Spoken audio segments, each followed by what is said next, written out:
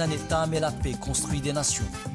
Grand Angle, analyse et commente des événements en Afrique. Une meilleure compréhension des problématiques sécuritaires en Afrique et au Sahel en particulier.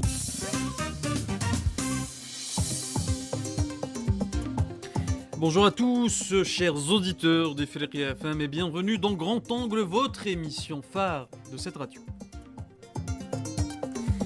À Alger, la semaine prochaine, le continent a rendez-vous avec l'un de ses grands carrefours économiques, l'Intra-African Trade Fair, l'IATF 2025, qui se tiendra du 4 au 10 septembre. Une vitrine pour l'intégration africaine, mais aussi un espace où l'innovation et l'économie de la connaissance seront mises en avant, notamment à travers les startups. L'Algérie, qui a su très tôt miser sur ce secteur, s'est dotée d'un ministère dédié aux startups et d'un fonds d'investissement pour encourager l'innovation. L'Algérie se place ainsi parmi les premiers pays du continent à avoir mis en lumière l'importance de ce nouvel écosystème. Forte d'une jeunesse créative et d'un marché en pleine mutation, l'Algérie entend faire de ce rendez-vous continental une opportunité pour consolider son rôle dans la locomotive de l'économie de la connaissance. Nous allons parler avec nos invités, avec nous en studio Karim Brouri, expert en économie de la connaissance, qui nous expliquera comment les startups peuvent transformer le tissu économique africain. Comment les startups africaines peuvent-elles transformer nos économies et quelle place l'Algérie peut-elle occuper de cette dynamique? La question demeure ouverte et ça, merci d'avoir accepté mon invitation. Bonjour Abdelmalek, merci pour l'invitation et comme tu le soulignais, alors je me permets de te tutoyer pour montrer qu'on se connaît. Et merci pour cette première invitation à Fédéria FM, c'est une première pour moi.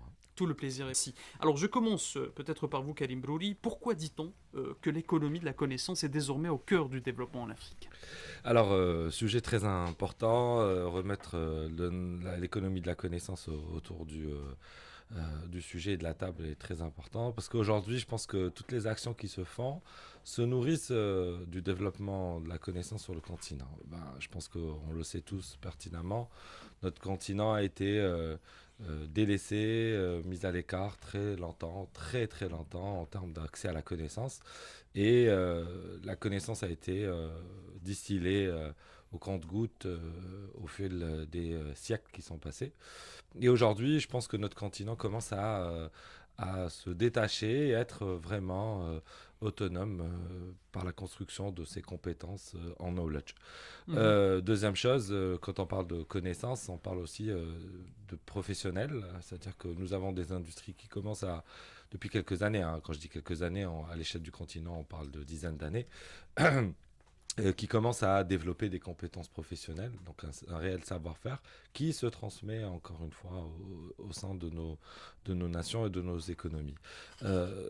Maintenant, ce qui nous intéresse, c'est on a le knowledge au sens savoir, on a le savoir-faire. Je ne vais pas parler de savoir-être, on ne va pas faire un cours de RH, mais comment transformer maintenant tout ça en économie nouvelle, moderne, économie basée sur la connaissance. Et aujourd'hui, on parle beaucoup de start-up autour de la connaissance, mais pas que, on parle aussi de technologie, donc du coup des entreprises technologiques, et aussi, dernier point, l'amélioration des entreprises existantes, c'est-à-dire les rendre plus efficientes, plus efficaces, en mettant à leur disposition le knowledge qui a été aujourd'hui ou qui est entre nos mains. Donc voilà, grosso modo, parler d'économie de la connaissance, c'est d'abord comprendre qu'est-ce qu'est cette économie de la connaissance et pourquoi nous en parlons aujourd'hui. Je pense qu'on a beaucoup parlé des micro-entreprises, des PME, TPE et des startups, mais très peu des entreprises de la connaissance. Aujourd'hui, je pense que vous nous avez présenté comme étant des experts.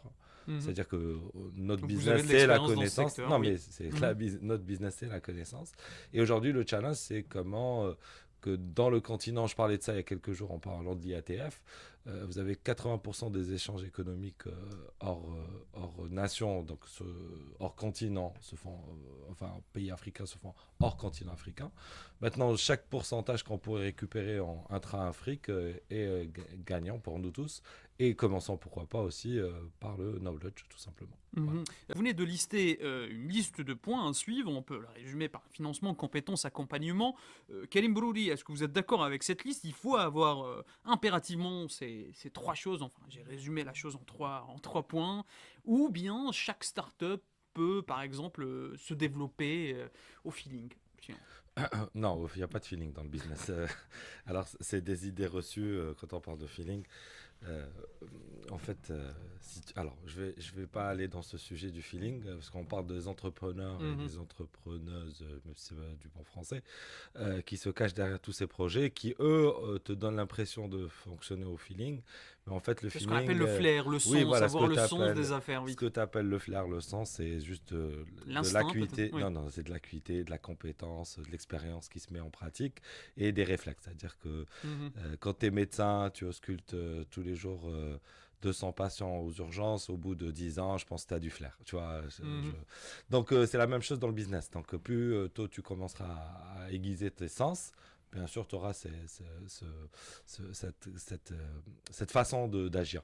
Mais réellement, les entrepreneurs se baquent. Donc, ce que disait Silamri, bien évidemment, tous les principes. You know, we say in English and when we speak about lean startup, uh, entrepreneurship is management. C'est-à-dire que si vous pensez que se lancer dans un projet entrepreneurial, vous n'allez pas faire du management, c'est que vous n'avez rien compris à l'exercice.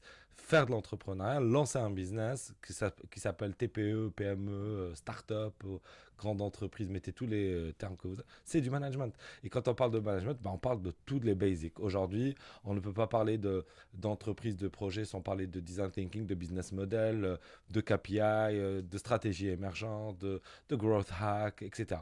Mais ce point, je préfère aller sur le sujet écosystème. D'accord.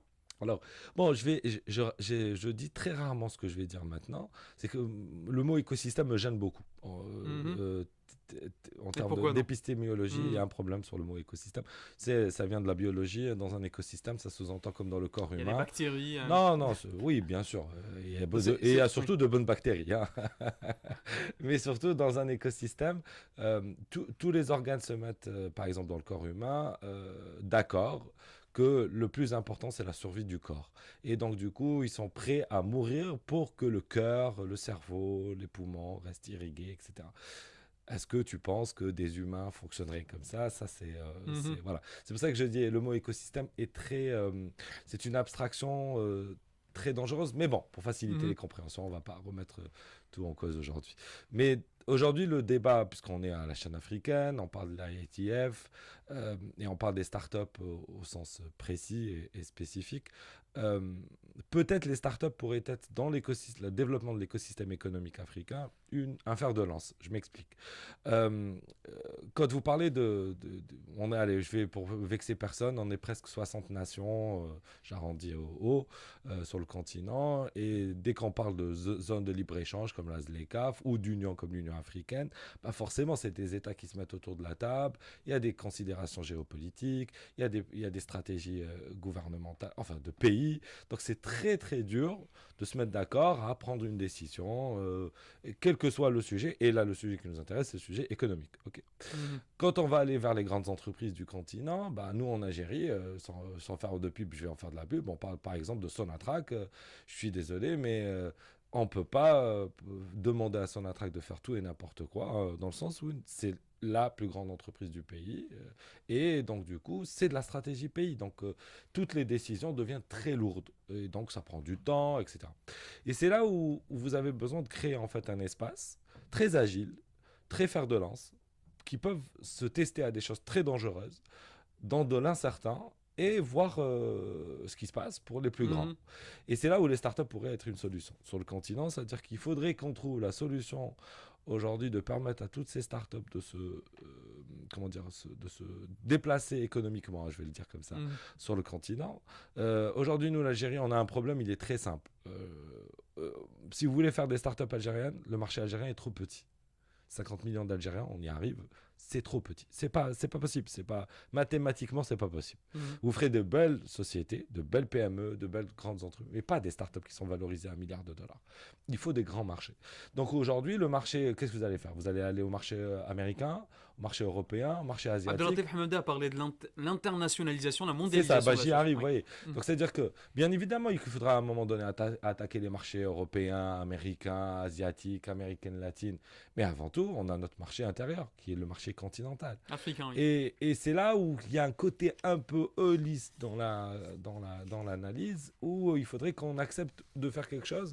Et ça, c'est là où ça devient compliqué. Est-ce que nous voudrions tous ensemble d'avoir sur le continent nos propres licornes? Donc déjà, on en a une et on en a 2 ou 3 en devenir qui sont là pour la première fois des vraies startups africaines au Nigeria, qui y en a dont une, elle est valorisée à plus de 3 milliards de dollars aujourd'hui. Euh, mais elle s'est faite essentiellement au Nigeria et maintenant hors continent carrément, Mhm. avec des financements hors continent, encore une fois. Donc c'est-à-dire que c'est pas, voilà, on peut dire qu'elle est africaine par ses fondateurs et son positionnement, mais on a prouvé que c'est faisable. Maintenant, est-ce que on va casser les barrières euh, à l'entrée pour permettre aux startups d'évoluer dans des sortes de zones franches spéciales startups pour prouver que c'est faisable avec, tu sais, les startups on dit elles sont petites, elles sont mignonnes, qu'est-ce qui va se passer? Il va rien se passer. Et en plus, elles savent se financer sur du capital risque. Euh, c'est pas du fonds souverain. L'ASF, nous en Algérie, c'est un fonds souverain. Mm. Mais l'État veut s'en séparer dans le sens, elle appelle au marché économique, que ce soit public ou privé, à reprendre le relais. C'est-à-dire c'est le coup de manivelle, ok, mais c'est pas l'objectif de créer un fonds souverain basé sur les retraites. c'est pas ça l'objectif de l'Algérie. Donc du coup, aujourd'hui, il faut que ces startups prouvent qu'elles puissent le faire, et donc elles ont besoin de notre aide. Donc les moments comme l'IATF, enfin l'IATF, peuvent être des moments de rencontre pour remettre ce débat sur la table et accepter 5 minutes de mettre de côté nos divergences géopolitiques, nos divergences économiques à grande échelle, au sens, Mhm. quand je parle du pétrole ou du gaz, par exemple, voilà, et dire, bon, aujourd'hui, notre continent a des problèmes dans l'éducation, continent a des problèmes dans la santé, notre continent a des problèmes à se nourrir, dans la sécurité alimentaire. Donc aujourd'hui, laissons nos startups évoluer dans ces 3 disciplines et potentiellement créer des ponts entre nous tous. Karim Brouri, on vient d'écouter Abdelatif Hamada justement sur l'Algérie, le rôle de l'Algérie, sur la connectivité continentale. Abdelatif Hamada a parlé aussi des micro-importateurs et micro-exportateurs. Est-ce que micro-exportateur peut par exemple aider à faire la promotion des produits algériens? En fait, on est en train de parler de l'informel, juste pour remettre le sujet sur la table correctement. Moi, j'aime bien rester dans la thématique. Ben, au final, ce que disait Monsieur Hamda, je l'appelle comme ça, Zama, on est sérieux quand même, mais on se connaît, on est des copains. C'est très holiste, c'est-à-dire qu'il y a un moment donné où on est tous ensemble pour construire un futur commun. Et encore une fois, c'est très compliqué. Je vous l'ai dit en commençant, si ce n'est juste la problématique de la mobilité. Aujourd'hui, toi, en tant qu'Algérien, Abdelmalek, tu peux pas aller en Afrique comme tu veux. Il faut des visas, des machins, rebelote. Les avions, tu dois passer par un pays européen pour aller dans un pays africain. Donc, il y a beaucoup, beaucoup de challenges aujourd'hui.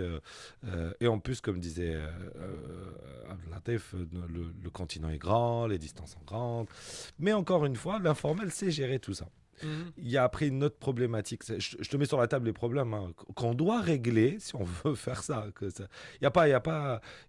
Chauffe, toi, je te dis, tu as 85% de tes échanges, tu les fais hors continent, dans les billets d'avion. Donc, si tu veux récupérer, pourquoi Tamarast, ce n'est pas un hub réel ou notre aéroport d'Alger le soit réellement une fois pour toutes, quand on règle le problème une fois pour toutes. Moi, j'étais aux États-Unis il y a quelques semaines.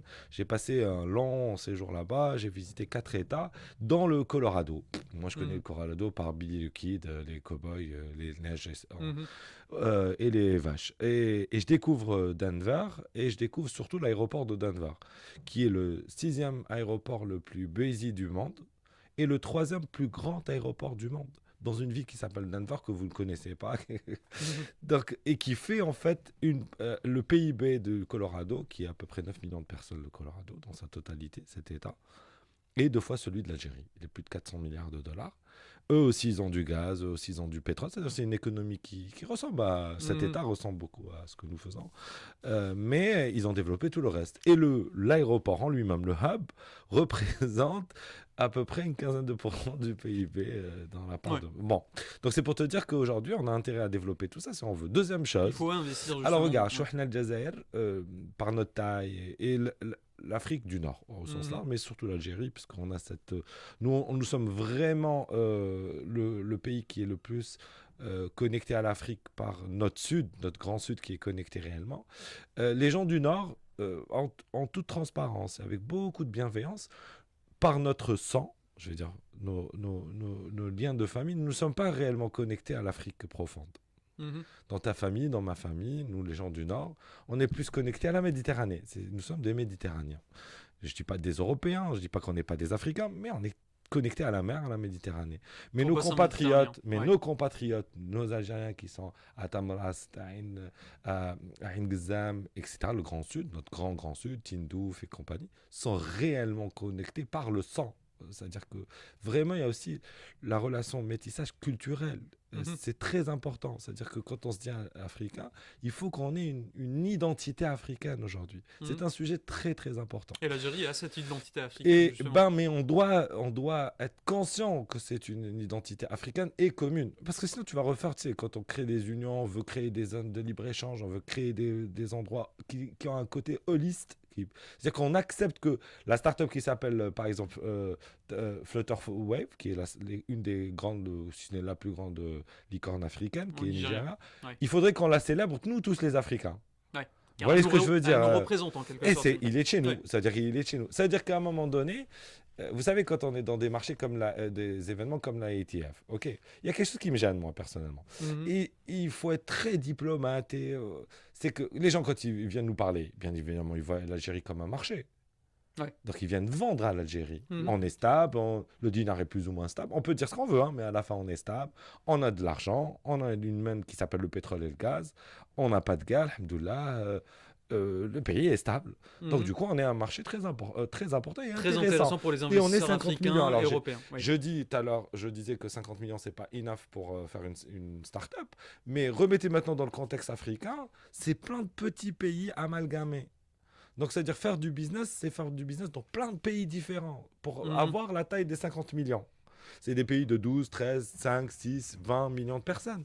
Donc, du coup, c'est un grand challenge. Et l'Algérie devient très intéressante pour eux. Alors, du coup, quand tu vas dans des événements qui m'aident, comme ces événements, et dans les débats, tout le monde veut te vendre quelque chose. Donc, il y a un truc qui se met en place, c'est que toi, tu te vexes. Donc, toi aussi, tu te mets à vouloir vendre quelque chose. Où on va construire cette notion d'holisme, cette notion de partage, cette notion d'échange. Et donc, du coup, c'est pour ça, encore une fois, on a besoin de penser over the top et d'avoir des gens qui ne raisonnent pas de la même manière, de leur faire confiance. Quand je m'adresse aux décideurs, hein, de leur faire confiance et de dire, OK, proposez-nous une approche différente et acceptons de faire quelque chose de différent pour voir ce qui se passera, pour créer un prototype, je vais l'appeler comme ça, de ce que pourrait faire tout le continent tous ensemble. Et sûrement, il y a des sujets qu'on ne pourra pas traiter tous ensemble, il y a des sujets qu'il faudra laisser aux nations, mais il y a des sujets qu'on pourra travailler tous ensemble. C'est pour ça qu'encore une fois, peut-être je me suis un peu perdu dans la question, mais par ma réponse, mais je pense que c'est un point très important. Et je m'arrête là, parce que tu as commencé par ce point avec la start-up qui nous accompagne du Tchad, c'est l'Africa Startup Conference. C'est la première fois qu'on a dans le continent un événement, un grand salon dédié aux startups et à l'économie de la connaissance au final, qui est créé par des Africains pour les Africains. Nous sommes à la 4e édition qui va être en décembre, donc c'est cool, ça va dans la continuité de la ITF. Mais on est à un moment où, bon, nous on veut le faire grandir, on veut que ça travaille bien sûr l'image de l'Algérie, on veut reprendre notre rôle, on veut remettre nos racines dans notre continent, on veut jouer notre rôle. Et à un moment donné, si on veut que ce salon aussi devienne africain, il faut qu'il se déplace sur le continent. Il faut qu'il fasse comme font les grands salons internationaux qui viennent sur le continent. Je ne vais pas les citer, mais qui viennent et qui ne sont pas des salons continentaux. Et c'est à partir de là si on arrive à commencer à faire des petites choses comme ça, c'est-à-dire déplacer un salon qui a été créé par l'Algérien pour le continent et pour les Algériens aussi, à aller travailler l'intérêt des Sud-Africains, des Nigériens, des Tchadiens, des Ça peut Sénégalais. renforcer la connectivité, encore une fois. Mais exactement, ça veut dire Mhm. que tu ne pourras jamais travailler cette interconnexion, comme tu l'appelles, la connectivité ou ce réseautage. Parce que je t'ai expliqué, fondamentalement, il y a des intérêts divergents. Mhm. Et si on les laisse comme ça va jamais fonctionner. Donc on doit trouver une sauce, un endroit, comme les Américains disent, magic sauce, tu vois, secret Mhm. sauce, qui va faire en sorte que ça prenne cette manière. Une fois qu'on va la faire prendre, bah, on lui ajoutera de l'ail, de l'oignon, les produits que Et pourquoi pas de la va risque. nous ramener Ouais. notre ami de tout le continent. Abdelatif Hamamda, je rappelle que vous êtes expert international en développement économique et investisseur. Je tiens aussi à remercier Karim Brouri, notre expert en économie de la connaissance, investisseur aussi entrepreneur. Vous, chers auditeurs, je tiens à remercier notre réalisateur Khaled Hamdan, j'allais dire Hamamda, pardon, notre technicien à la console islam et notre technicien en streaming Sid Ahmed. Merci.